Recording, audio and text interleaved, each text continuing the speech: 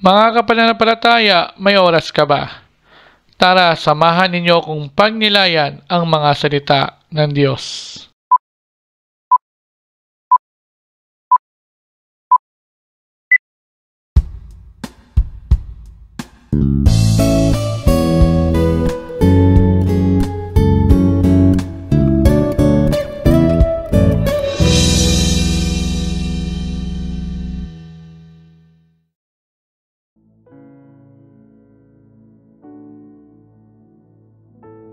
Ang mabuting balita ng Panginoon ayon kay San Lucas.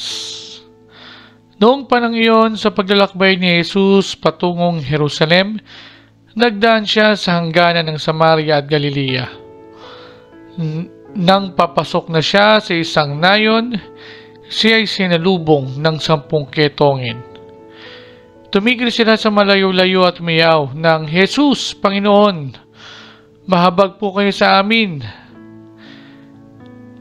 Nang makita sila, ay sinabi niya, "Humayo kayo at pakita sa mga saserdote." At samantalang sila ay naglalakad, gumaling sila. Nang mapuna ng isa na siya ay magaling na, nagbalik siyang sumisigaw ng pagpupuri sa Diyos. Nagpatire pa siya sa paanan ni Jesus at nagpasalamat. Ang taong ito ay Samaritano. Hindi pa 10 ang gumaling? Tanong ni Jesus. Nasaan ang siyam? Wala bang nagbalik at nagpuri sa Diyos kundi ang dayuhang ito? Sinabi ni Jesus sa kanya, "Tuminding ka't humayo ka sa iyong panglakat. Pinagaling ka dahil sa iyong pananalig." Ang mabuting balita ng ating kaligtasan.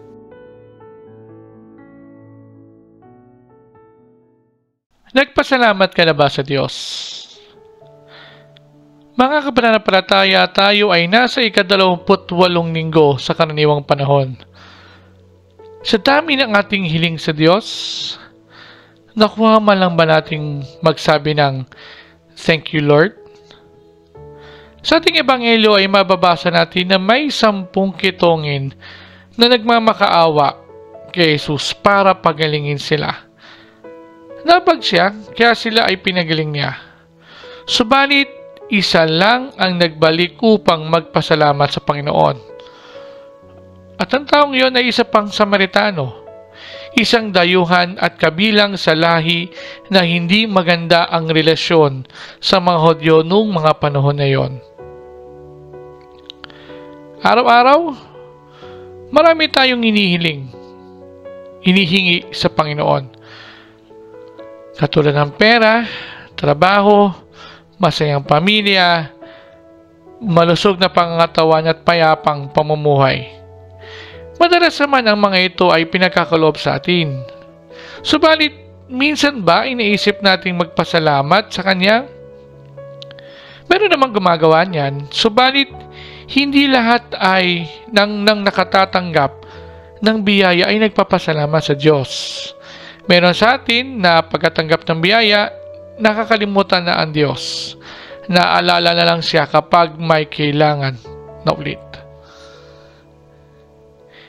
Hindi lang naman yung mga bagay na hinihiling natin ang dapat natin pasalamatan. Kahit na yung mga simpleng biyaya ng Diyos sa atin, dapat pa rin natin pasalamatan. Halimbawa, yung pagising sa umaga.